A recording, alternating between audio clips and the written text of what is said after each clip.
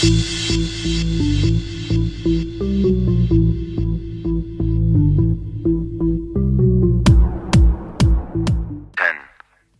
9, 8, 7, 6, 5, 4, 3, 2, 1, 0.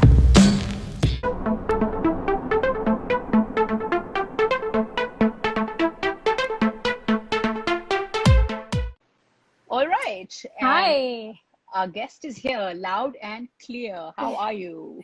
I'm good. Thank you. Thank you so much for having me here today. Okay, awesome. So, guys, we have Upasana Parasrampuria from Diatomaceous, Pink Harvest, Bean to Chocolatier, and many other brands here with us. Before we kickstart House of Experts, episode 20 today, just going to introduce myself. My name, as a lot of you know, is Vibha Kagzi. I am the founder and chief education officer at Reachivy. And we started this series, House of Experts, to bring to you experts from different domains. And today it gives me great pleasure in having a domain expert in the food category, so in the healthy food brand category. A little bit about Upasana. Um, Firstly, we're from the same school, so high five to having a fellow JBite on the call. I love having JB people on the call. Upasana is also a Bombay girl, has had a very interesting academic trajectory. I'm going to leave it to her to talk about that. She's also been a national level pistol shooter, believe it or not.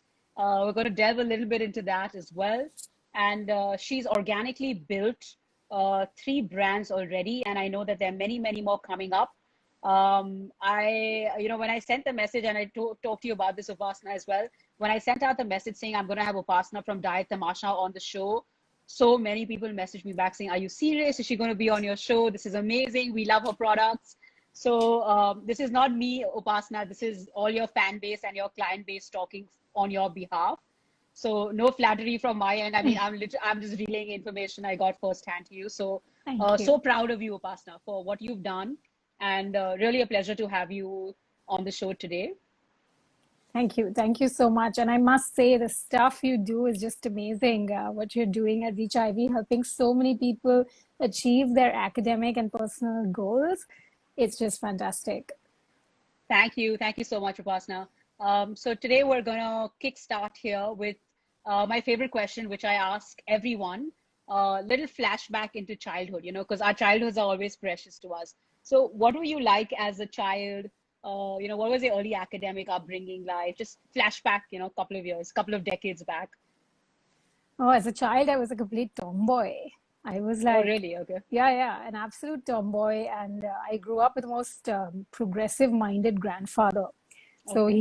he called me his grandson, and he literally introduced me to everybody as his grandson. And with that bob cut I had going on, people actually thought I was a boy. But on a serious note, it was a very supportive family that actually let me be who I want. So I'm born and brought up in Bombay.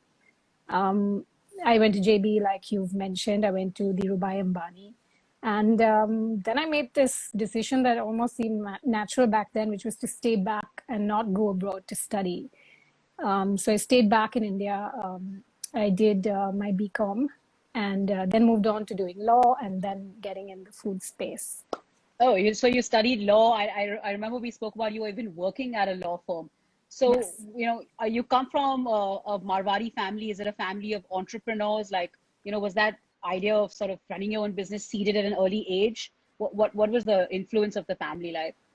I don't, I, so of course I come from a business family and, it was just about who I wanted to be, what I chose for myself. And I think flash back a little, that's how I took on pistol shooting. It just started as a summer extracurricular almost, and I liked it.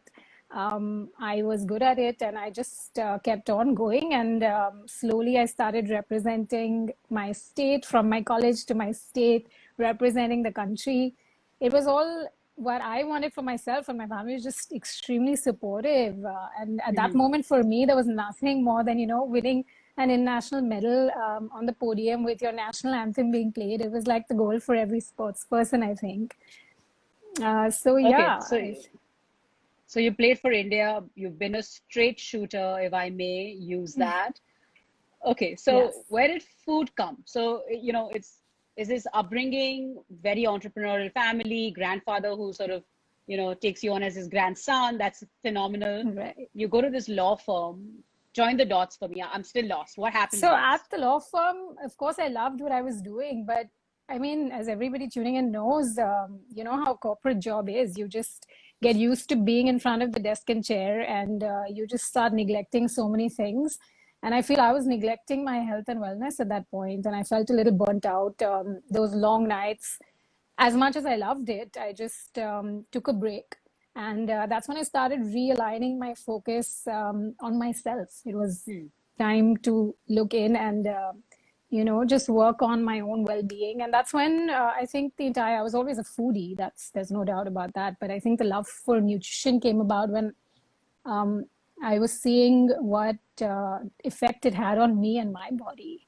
So Okay. that's when, after I took a break, I decided to enroll in culinary arts and I went to New York. I studied my chef's training in health supportive food. Oh, wow. And Okay. yes, so So that how long was experience. the program and like how did you go about even picking that program? So I think so picking that program when I'd given myself a couple of months to just figure out what I wanted to do. I was researching, and of course, you ask people who graduated how their experience was, and it seemed to be very positive. So it was a year long, the experience almost, and more than anything, it was just amazing to see so many people from different spaces living in New York at that point. It was the hub for food, the hub for health food, and Sure. everything you can imagine, right? So I remember I used to keep an Excel sheet actually with all the new restaurants and cafes that were opening up. And even if it was just doing some homework, I would just pick a new cafe every day and go and sit someplace new and soak in as much New York as I can. So, So so do you think New York influenced you in any capacity in terms of your taste, your style, your creativity? Like, was there a New York influence to you in your life? definitely, I definitely think so. Not just the education, just the vibe, the city. It's fast moving. It's just there's so much to learn from. And at that point, actually, I was working two shifts, so we Oh, had to wow. do some internships as well. And I was working two shifts. I worked in Brooklyn in a small cafe called Pickle Shack. And, Oh, it was just the restaurant life behind the kitchen, the chef life, chopping, cutting, moving. It was all fast paced, delivering to your clients. And my second internship was with this beautiful artist, I may say. She was a baker and she made these wedding cakes that were gluten free and vegan and just stunning. ah, So okay. that experience is definitely fantastic as well. Okay. So you've got your hands dirty, you've done the chopping, cutting, you've been in the kitchen, you've worked with a vegan sort of patisserie. So Right. you learned the trade not just through college, but through all these experiences as well. Absolutely. Absolutely. I Okay, think that the what learning curve just doesn't end, right? It's not just, sorry. okay, all right. So what happens there? I had a question here from Shreya Jain who was asking, what was your inspiration behind Diet Tamasha? So how does all this sort of lead into to Diet Tamasha? So, Diatomaceous, when I came back from New York, I think I really struggled to find healthier alternatives that were accessible or readily available. Coming from a family where, there were diabetics and the awareness for health and nutrition was increasing. I had a couple of close friends who were actually allergic and intolerant to a few things. And, I realized that there was this, you had a restricted diet, but that also meant that you Hmm. had very restricted options. So Diet Tamasha came about with that, very simple idea that it was that idea and concept of inclusion. I didn't want anybody to feel bad that they couldn't have something just because their body couldn't take it well. So whether it was gluten, nuts, dairy, um, I kind of built upon a menu and I wanted to be the go-to person somebody could get in touch with when they wanted, something customized according to their dietary needs. And that's definitely how it began, while of course trying to keep everything wholesome, not use any refined sugars and as healthy as possible. Okay, so it's baked goods, very healthy. You've thought through people's different allergies. People are gluten Right. sort of allergies to gluten, nuts, all of that. So it was designed to cater to a certain niche. You went Absolutely. after the health market. Absolutely. Okay, And the gap that I saw existed at that point. it exists at that point. Do you think it still Yeah. exists? There are so many more brands that are emerging and catering to this right now. So it's definitely the awareness is building and it's there. A lot more options today than there were, let's say, 5 years ago. So that's Mhm. definitely a good thing. Okay, Upasana, lots of compliments coming your way. Just going to acknowledge people here. Preeti, I'm single, missing your brownies. Thank Uh, you. Raj Maskai, the best chef in the healthy eating space by far. Thank you. Uf Mirchi, wow, sounds great. Would love to know more about your journey.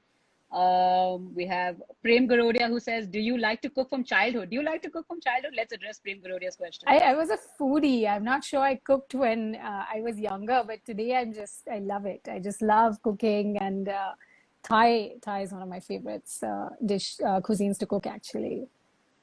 Okay, Raj Maskai saying Pink Harvest is the best. Okay, guys, Thank thank you all you. for your compliments and comments.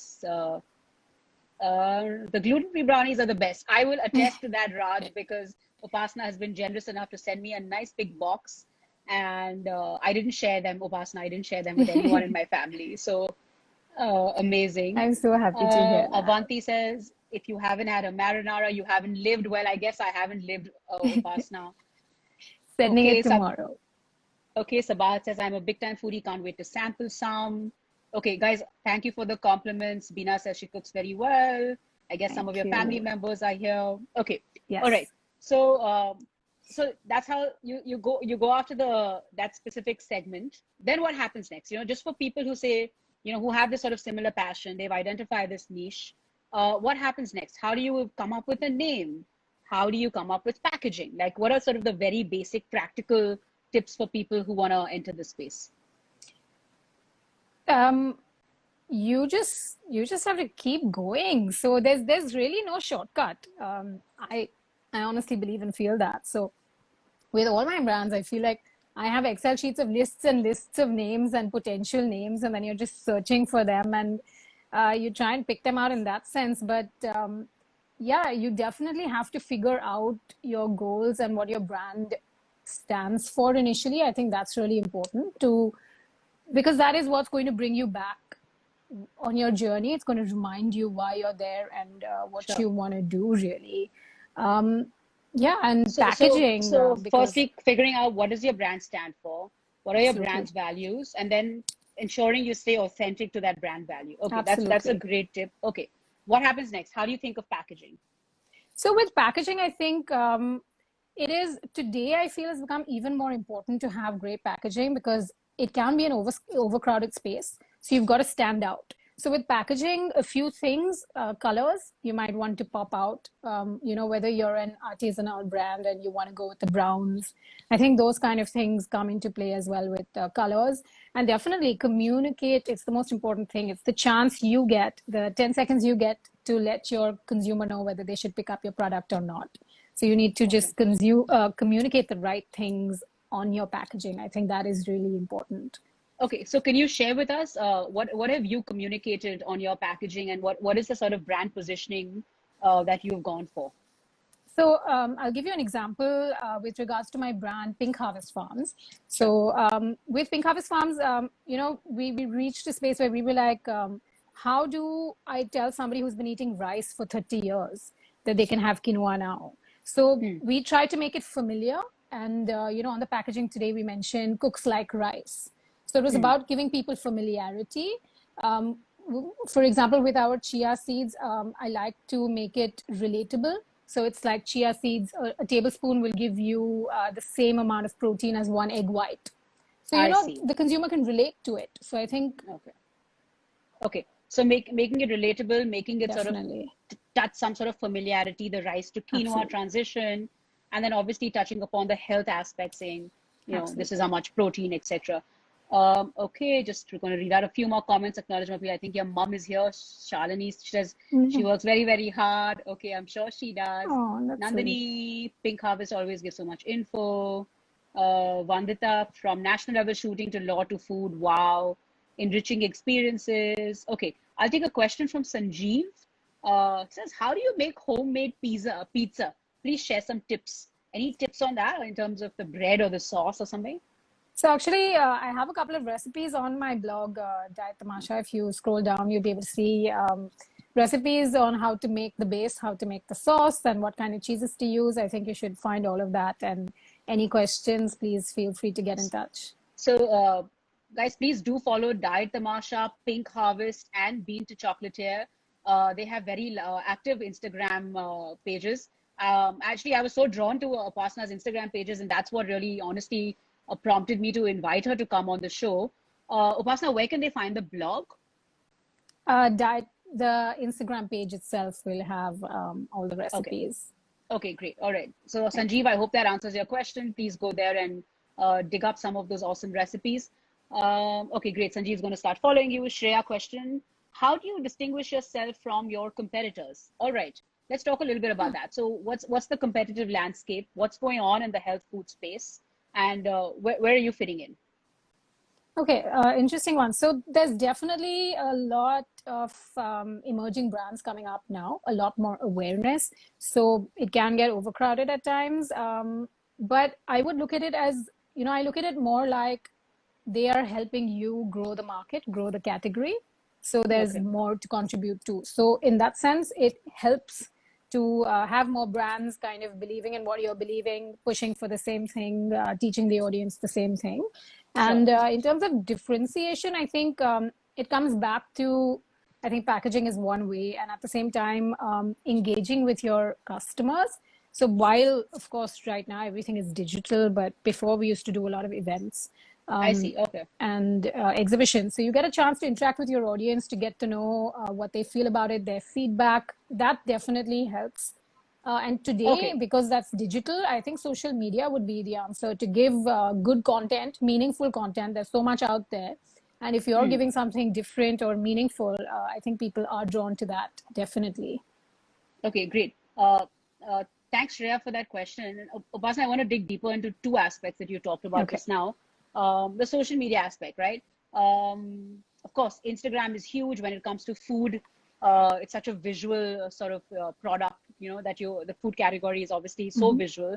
For people here from other visual sort of product categories, how should they think about their Instagram pages? How important is it? How do you go about sort of planning your posts for the week? If you could sort of just give some pragmatic tips for our viewers here.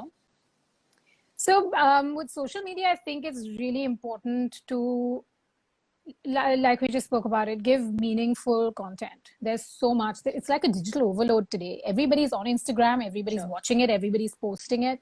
So one would be consistent. I think learn a little bit about it. Maybe take up a course or something about digital marketing, because you'll understand that Instagram also has its algorithms and different ways that is just helpful to know. But at the same time, videos, polls, interaction. So ask your audience questions. I think that definitely helps.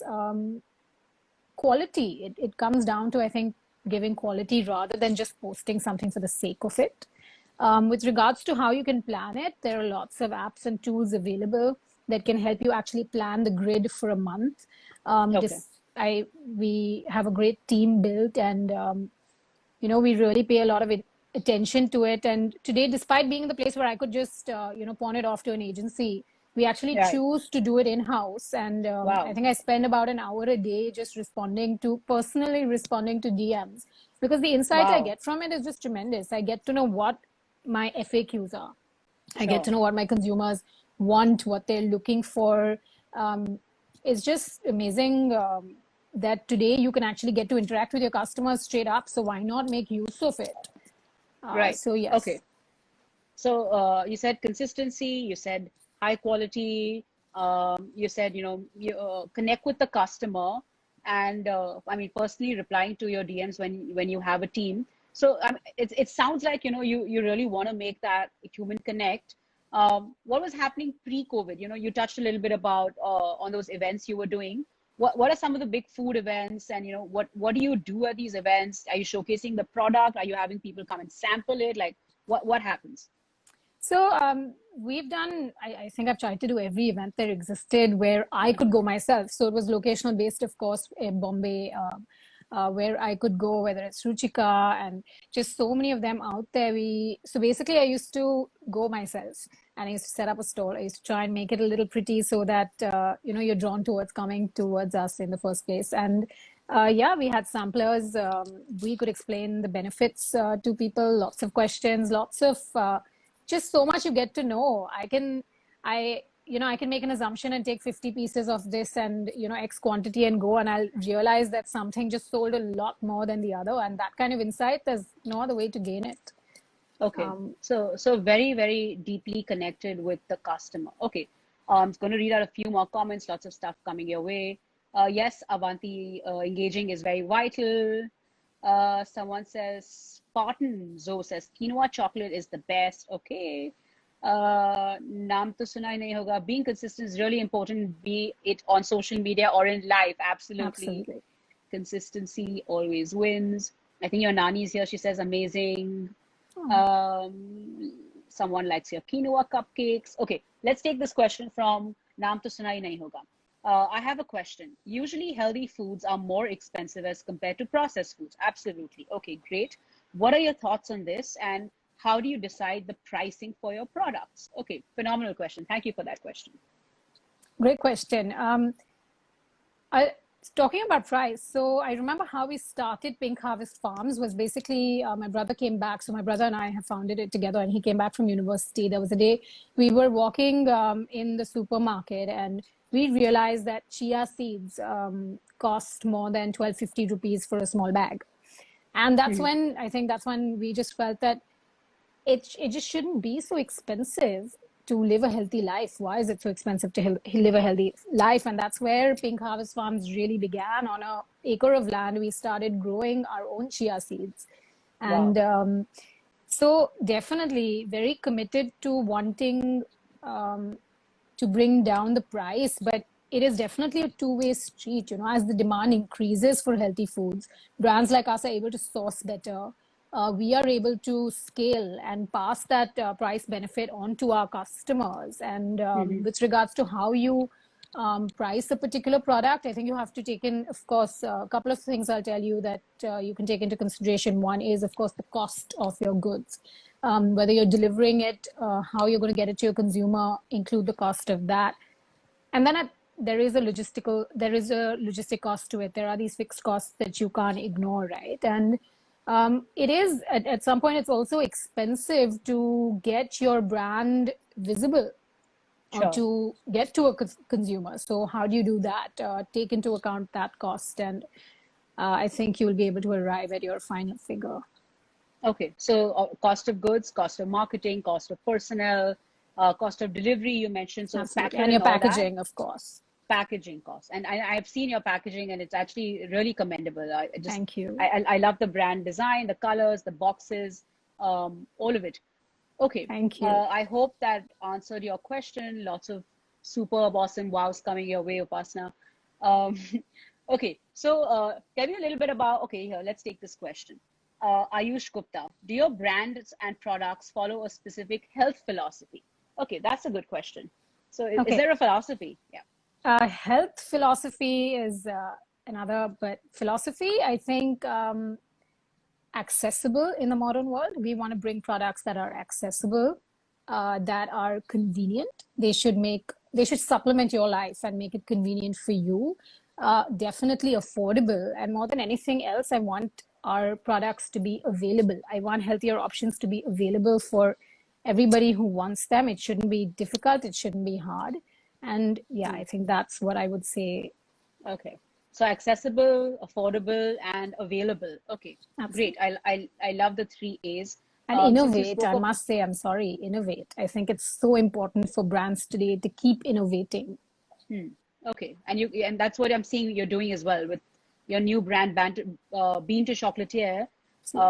New innovation there. Maybe we talk a little bit about your new brand and what's the brand philosophy there. You told me a little bit about like going from cocoa nibs to the product, etc. Why don't we tell our viewers about this a little bit? Absolutely. So Bean to Chocolatier is essentially for me my chocolate factory.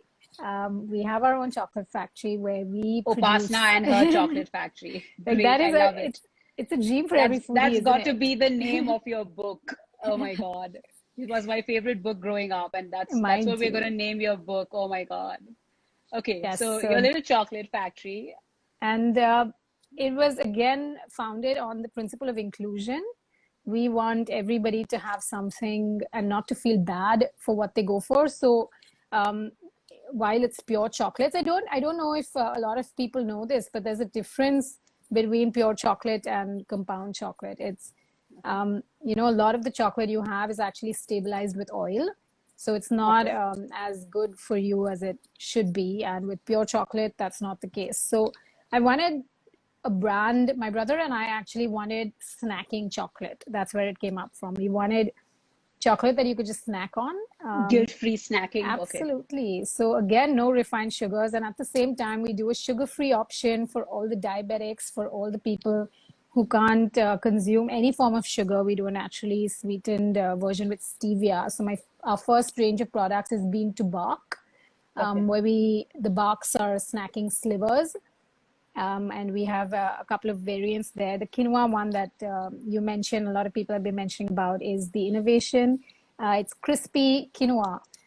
So might not sound amazing, but it's really But crunchy and a and it good tastes snack. amazing. Yeah, it tastes Exactly. amazing. I've had the fortune of having to taste that.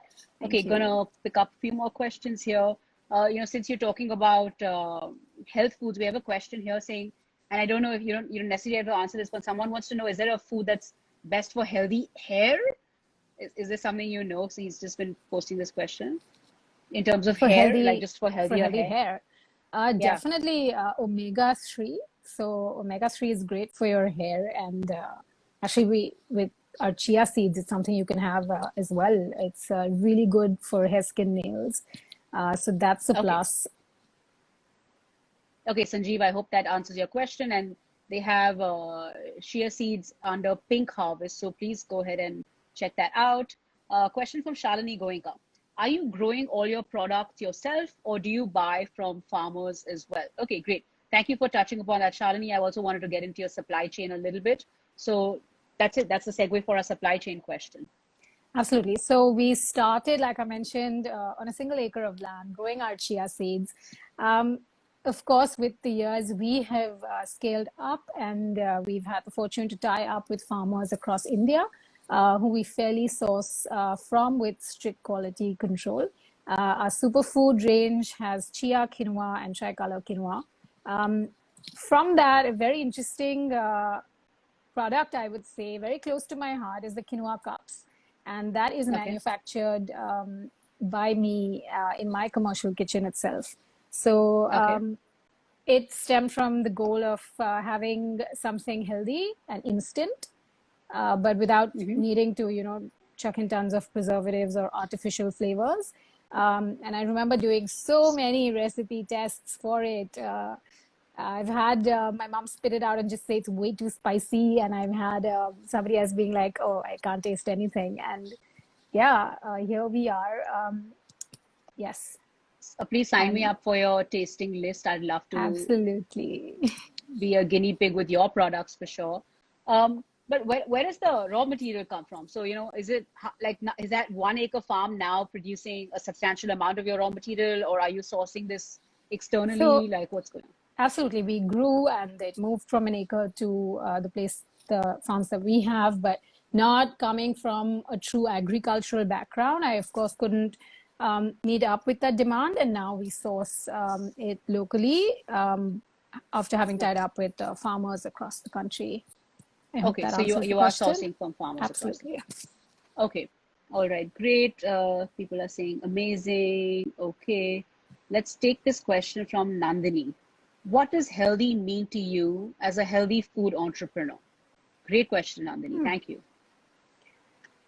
How would you Healthy. define Okay. healthy? Yeah. So for me, healthy does not look the same for two people.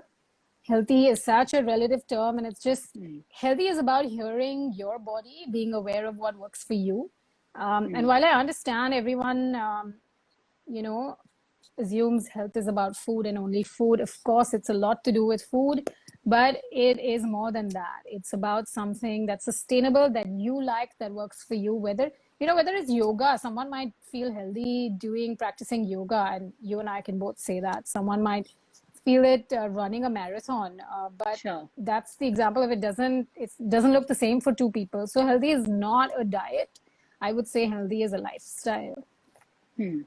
Okay, great. Nandini, I hope that answered your question. I'm going to remember that healthy is not a diet, healthy is a lifestyle. Yes, Avanti, most chocolate is stabilized with palm oil, which is awful for the environment as well. Yes, good point. Shalini says that's commendable, promoting made in India and helping the farmers. Great. People love this chipotle cupcake, of course. Okay, let's take this question from Devika. Is the chocolate you use locally sourced as well? Yes, so the chocolate, we make our own chocolate. All the ingredients that go into it are locally sourced. We locally source and handpick the cocoa beans and everything, even the unrefined sugar. We've tied up with farmers there and source our unrefined sugar, organic sugar that we use in our chocolate. So yes, it is all homegrown. Okay, all homegrown, Devika. Hope that answers your question. Let's take a comment from Beena. She says the almond chocolates are great. Everyone should try them. That's her Absolutely, the almond favorite. chocolate is phenomenal. Okay, Thank you. Avanti asks, how did you access those farmers? You talked about this farmer network across India. How does one go about tapping into that network? It's that's a great question. So I think it's not as organized as we would all hope for it to be. So I remember there were days that I've just sat on whether it's India Mart or Trade Mart and just tried to figure out different various suppliers and go down the chain. It's not, you just go a step behind. You want more, so you say no. Put me in touch with the person who's supplying it to you, and I think that's how Okay. you come about. For us, it was definitely a learning curve. It's not easy. I wish it was easier to find out, but of course, while you're in the food space, you check in with other people, you share your contacts, and that's how we built it, I think. Oh, wow. Okay. So literally, like, it seems like you've built every step in this brand organically, and pun not intended on the word organic, but it's not Absolutely. just the product that's organic, like the whole business, literally, it looks like you and your brother. Yes, And kudos to your brother. We should do a shout out to him as well for helping build a brand. Wherever you are, absolutely. He man, does more than me. congratulations. Okay. Okay, that's sweet of you to acknowledge as well. Okay, so Upasana, what's next? You have three brands. Uh, uh, what's next? How do you grow this? How do you make this like a big business? What is the journey in this, like the value chain? What happens next? I think right now, definitely utmost priority is staying and being consistent where we are, keeping our consumers and doing the things that we do right and continue to do it right. I think that I would say is really important for all of us and my team. And about growing, for us, new, healthy, innovative products. I would say Hmm. innovative products does it. We have a great lineup. I hope if things go the way we're hoping, we should have new products coming up. That I think is also really important. And I've seen it help. It grows. People believe you. They trust. All our consumers trust what we're giving them. And that's also because they know we're innovating. We're here to give them quality.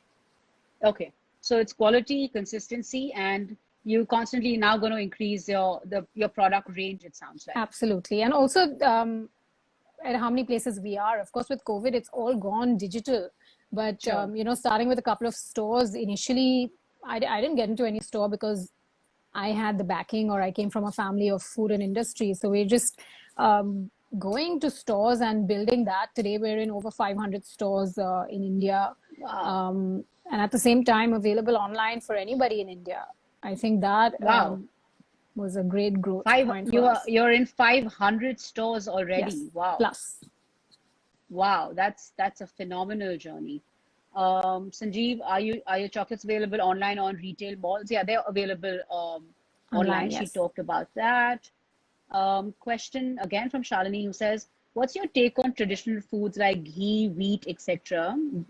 And this is a great question, because when you talk to Absolutely. these sort of naturopaths and that segment of nutritionists, they talk about going back to your roots and going back to sort of homegrown, like eat ghee and eat good.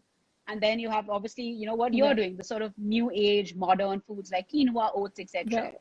So what do we as consumers do? What do we do with this conflict of old age versus new age, and where are you on this spectrum?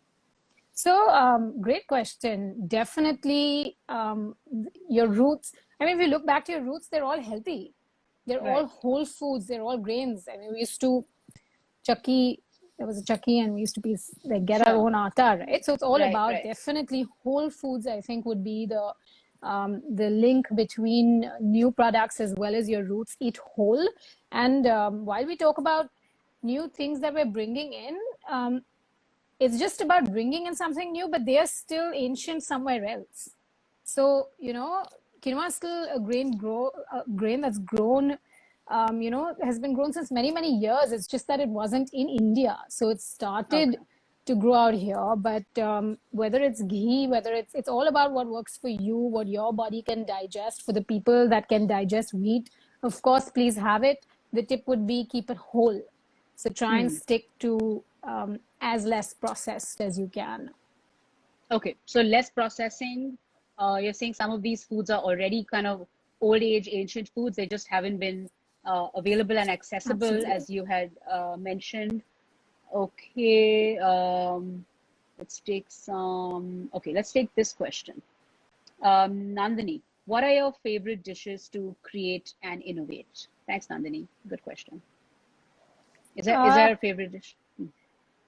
a From favorite like dish that I maybe, have innovated would maybe be, yeah, from your current product range, yeah. oh, that would be my gluten-free vegan brownies, hands down. It's just, I've come back home with bags every day, and I've had from yuck to amazing. I've seen it all. The amount of recipe testings I've done for that one, yeah, that's definitely the closest to my heart, along with the quinoa cups, just because of the hours and hard work I've put into it. Okay, great. Nandini, I hope that answers your question. Avanti also had a comment on your farmer point about for all the development done there to connect farmers to markets. Connections are clearly not as strong as they should be. Absolutely, Avanti, they are not. Absolutely. But thanks to And I think the government entrepreneurs, kind of also plays a role in that, right? And I think it's improving as like it's a two-way street. As the demand, I understand it's not there right now, but with the growing demand and awareness, it's all coming. We're getting there. we're getting there. And I mean, honestly, thanks to entrepreneurs like yourself, you guys play a serious pivotal role in making sure this happens.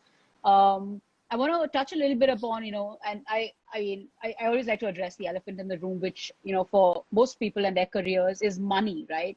So, what is the money like in this, since you've been an insider? How is this a lucrative business? Is this something you see as becoming big? Like, what's the money angle in all of this? We love food. We're passionate about food. We're all passionate about our health. But of course, we all love money. So where's the money angle? Great question. So I think I would probably divide this into two. One would be like fast food, whether it's, I don't mean the unhealthy fast food or the processed. I mean like a delivery kitchen, Okay. cloud kitchens, delivery kitchens, bakeries. If it's something like that, whether you're a single chain or just growing in multiple cities and multiple chains, I think that still requires a slightly lesser amount of investment. So one is the money you're putting in. I think it requires a lesser amount of investment, especially if you're going to franchise. Okay. And the returns you probably see a little sooner because it's all immediate, right? It's all Right. flowing. So I think you see that a little sooner. But when If you if you're move to, trading, you're saying either you can trade, you buy someone else's product and sell it. So, okay, fine. So there's no major absolutely. big fixed investment. Okay, got So it. with trading, that's that. And with delivery outlets, cloud kitchens, things you can franchise. So small restaurants, so to say, I think those are also a lot more lucrative or give you your investment back sooner. And the other one would be a retail brand that you're trying to build. So when you're trying to build a brand, Which is what you're trying to do, of course. absolutely. So with this one, I think definitely the investments are larger. So the amount of money you have to put in is definitely larger. You have to source, whether it's inventory, whether it's working capital. Stores, a lot of stores today charge listing fees. Just to be in the store, you need to pay them money to keep Wow. you. Then, of course, you need to pay money for visibility. You need to pay, whether it's digital, you are running ads. There's just a lot that's going in. And of course, you want to build a team that can carry this on with you. So I think in that sense, definitely a lot more expensive and also a more long-term project. So by the time you can see growth and investments paying off, it'll be a while. And the eventual goal is, at least for us, to be funded. Maybe not right now, it's not the right time, but eventually that would be where you see the next step. Okay. Yeah. Okay, great. All right. Thank you for that sort of very candid explanation and sort of breaking it up, right? So people who want to be food entrepreneurs, I think you heard it from the expert, right? Either if you want to make sort of a quicker churn, you go in for trading. If you want, you have a slightly longer gestation period, run a smaller franchise kind of restaurant. And if you're really in it for the long haul, like Upasana and Diatomaceous and Pink Harvest are, you've got to put in the effort, the money, the time, build the brand out, and then hopefully an investor will catch on to your story. Great. Absolutely. Okay, that's very helpful. Picking up a question here from Nandini. Should one care about calorie counting to lose weight? What about carbs versus protein? So where are you on the carb versus protein spectrum, and where are you on the calorie count spectrum? So, I mean, simple math, yes, you need to consume under a certain amount of calories to lose the weight. But having said that, where the calories come from is just as important. You need to look for nutrient-dense foods. And it's not about starving yourself and, I can just have these many calories, so let's have something and binge on it and, something not as healthy. But you need to look for nutrition. So I think, yes, calorie counting, you'd be aware of it, but be aware more as to what you are eating and what comes with it. So nutritional value over calorie value. Absolutely. Caloric value. Okay, I like that. And the carb versus protein spectrum? Oh, I've personally, I've been there and done it all. I've tried a full of carb life and a carb-free life as well. You've tried the indulgent and you've tried the complete abstinence. Okay. Absolutely. While living in New York, I just wanted to soak it all in. I ate Sure. everything I felt, it was, all of it. And I've also been on the end of a low carb kind of diet, and I'd come back to the same thing. It's what works for you. Depending on what your health goals are, I think that's what will define what your body needs. I love that you didn't go for the moderation, like everything is good, go for moderation stance. I love that you're keeping this so sort of like personal, right? Like, I mean, if moderation is your thing, then go for moderation. I love Absolutely. it. I love that. There was this time actually where 8 meals a day became this huge fad, and everyone was all about, the more meals you eat, the less. I get it. And if that works for you, great. But you know what? It doesn't work for me. It just doesn't work for me. So it's all about finding what works for you. I love it. I think on that note, okay, Sanjeev has one more question. Women entrepreneurs, who is your role model? Okay, I'm going to let you take that first and then answer. So who's your role model, Upasana? I was sitting with you. I'm going to say you. There's just so much to learn from you. I mean, why not, right? I think you would be the right person to actually answer that question. I mean, honestly, for me, I really think it's just the everyday success stories that I get to see, right? Every week, today you're my 20th guest, and I leave every week on this, serious buzz. I have goosebumps, as I speak to my experts, because every story reveals, this journey of integrity, hard work, dedication. And when you hear the stories behind the brands, you realize that it's all human emotions, right? You went from like passion. You talked about your law firm and how you went. Everything stems from human experiences, and Absolutely. these human experiences aren't unique to one person. We all have them. It just depends on what we did with them. So I feel like what distinguishes these so-called experts from regular people is just the fact that they acted upon those emotions and really put in the hard work that it needs, to build successful companies, businesses, etc. So yeah, Sanjeev, for me, it's honestly, it's every one of these experts I get to interact with, and of course, Upasana, you very much on that list as well. Thank you. So I think, That's guys, a on great way to explain it. okay, thanks, Sanjeev. Okay, guys, I think on that note, we're gonna let Upasana sign off. Upasana, been a great learning experience, extremely inspirational journey, and I have absolutely no doubt that in the next 3 to 5 years, your brand is going to be one of the top FMCG health brands in the country, if not in the world. So good going, and of course, if there's any way in any of us can support us, we're here to support you. Um, Best Thank wishes you. always. Thank you. Thank you so much. And thank you for having me tonight. It's been a real pleasure. And what you do with, I must say the way you help people just figure things out for themselves, it's just fantastic. Okay, thank you so much for your kind words, Thank Upasana. you. We'll connect with you soon. Guys, do follow Pink Harvest, Diet Tamasha, and Bean to Chocolatier. They're very active Instagram pages, as I said. If you have not sampled their products yet, don't wait. It's great weather and they have a vast product range. So please go ahead and place your first orders with them. And I know some of you are their That's so regular sweet. customers watching, so please go for it. Thank We're you. going to sign off now. Hey, Upasana, Thank feel you. free Thank to, you you can feel free for to all hang. the love. Thank you. Okay, thank you. See you. Thanks for watching. Today was episode 20 of House of Experts.